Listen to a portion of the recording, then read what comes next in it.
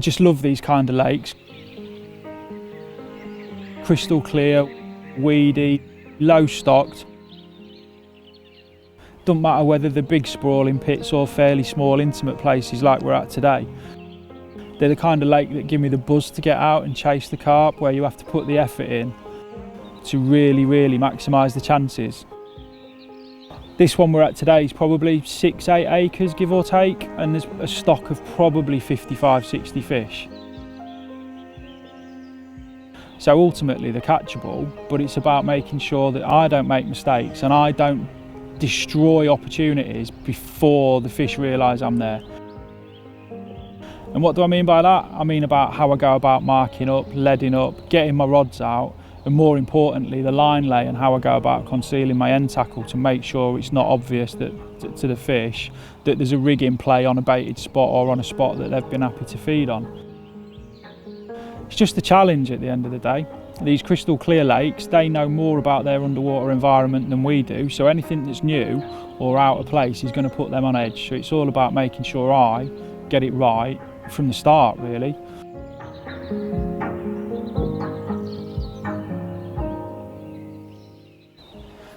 Because it's the first time I've fished this lake, I got here for first light, which is one of the biggest things I always try and do. These lower stock lakes, when it's a new venue to me, I try and get here for first light as often as I can on the first few trips, because it's a time when the fish are going to give away where they are, where they're happy to be overnight, and where they're a lot of the time going to be feeding this time of year, in that time period of sort of 3-4 in the morning through till probably sort of 8-9 o'clock in the morning. When I got here it was just after 4 o'clock, so I loaded the barrow and then did the long push because it's a proper long walk round to here. I dropped the barrow in one of the swims and started having a look around. It's imperative that you spend the time trying to find the fish. I'd done a little bit of research, so I knew that a fairly favoured bite time was sort of 7, half 7 in the morning through till about 11, so I wanted to try and get at least a couple of rods out for that time period. So I found a couple of fish where I'm currently set up.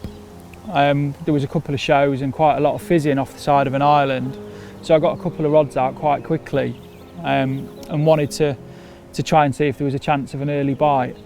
That first light opportunity really kind of gives you an idea of where the fish are likely to be, and more importantly where I think they could be tomorrow morning as well. I think we've passed through bite time now, so I'm busy having a look around a few other areas just to make sure I'm happy in my mind that we're in the right kind of zone for where we want to be. The thing is with these crystal clear waters, there's always going to be a chance of sighting fish, so it's important to keep looking. Even if you think you're on them and you've been seeing fish, make sure you take the time to have a look. Do a couple of laps, have a reel in and have a look, because you're always going to potentially find something else happening somewhere else around the lake.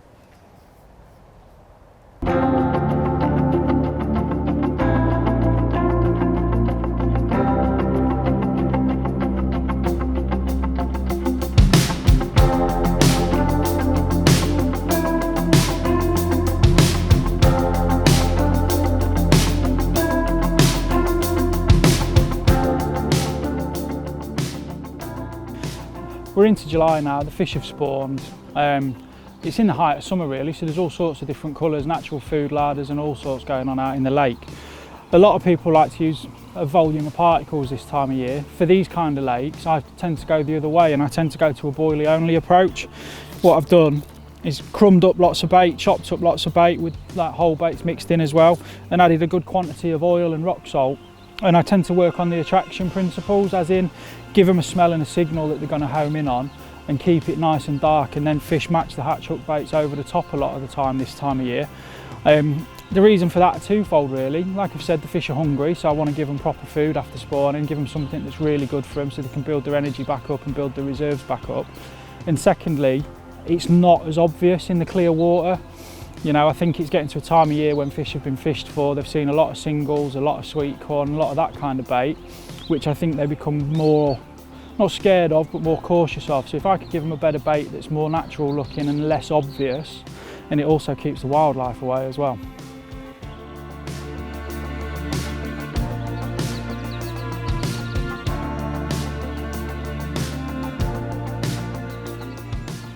So what keeps bringing me back to these kind of lakes? I love the fact that I feel like I'm tricking of fish into picking up my hook bait. For me, I love fishing for that one fish or one of 2 or 3 in a lake that are maybe the cream of the crop, or the A-team as they get referred to, or whatever. That challenge keeps me going, keeps me focused, even when it's not going to plan.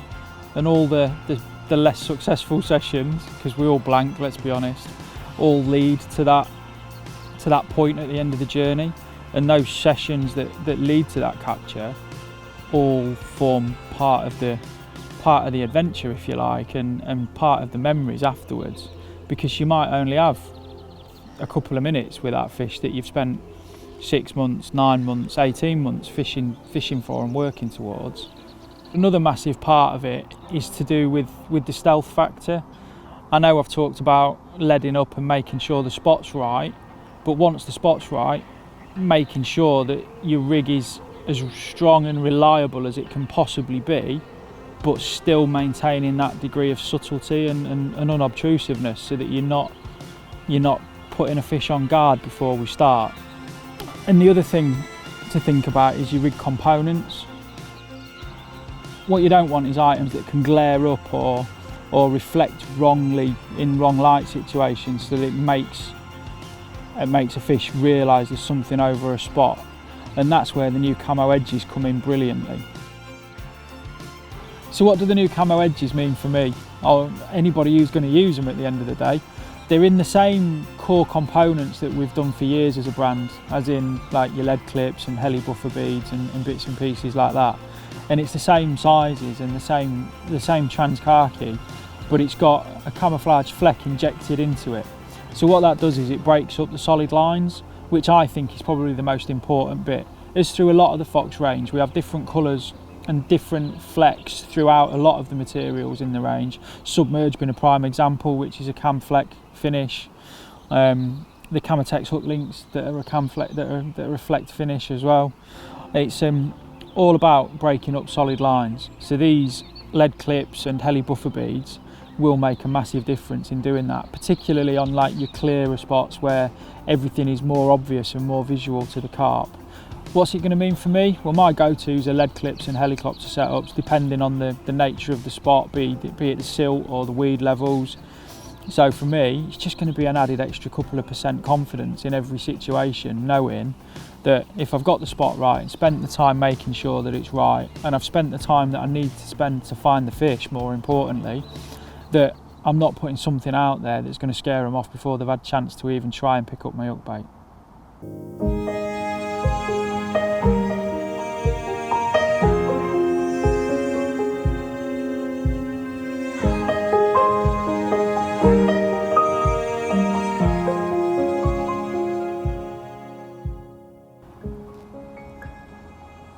I suppose the biggest thing for me, or one of the major things about these kind of lakes for me, is the fact it's never just a couple of visits. So the lake needs to be somewhere that I'm going to be happy to keep coming to. When I talked about a journey, it can be months, sometimes years. So that accumulation of visits, you're constantly learning about your target fish's habits. And when I'm talking about these kind of lakes, I'm never talking about numbers of fish and big hit fishing. I'm normally fishing for 1 or 2 special ones, or what I class as special fish. So the more time I can spend at the lake watching and learning, the better. So every trip, always try and make the most of the opportunities if you get them to watch the fish.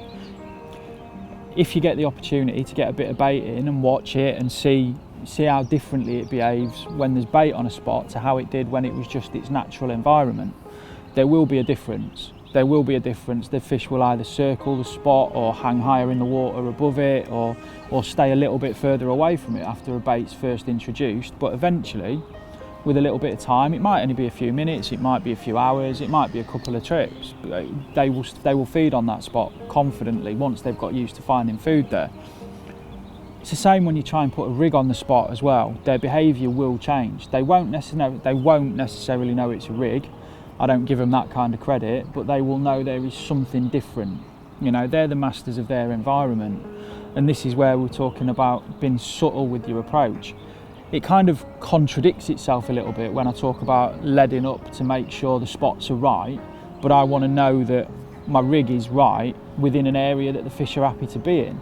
So you've got to go through that process. But when I'm talking about being subtle and stealthy, how is that rig laying on a spot? We've talked about camouflaging the end tackle by using the Camo Edges products and the submerged leaders or an Illusion fluorocarbon leader, so that that rig is as invisible as it can be on the spot, but making sure the line lays right through the area as well. You might be fishing for 24 hours or 36 hours or whatever your time limit is. Don't think that needs to be rods in the water. Don't neglect to spend the time looking and watching them and seeing how they're behaving, and seeing how they behave when there's bait in an area or a rig in an area as well, because that will always give you an indication as to how to go about approaching those areas. I suppose in essence what I'm trying to get to is these kind of lakes are like an open book. The carp are the main character, and then the surroundings and the nature of the lake are the auxiliary pieces, I suppose, is one way of putting it. You can direct how your story goes by your work rate and the amount of effort that you're willing to put in, but effort, i.e. through looking and finding the fish, finding the right spots, making sure that you present your rigs on those areas as well as you possibly can, being as stealthy as you can when it comes to your actual fishing time, and making sure that the terminal stuff's reliable so that every time you hook something you land it will all take you to that end goal and will make it an enjoyable journey along the way for you.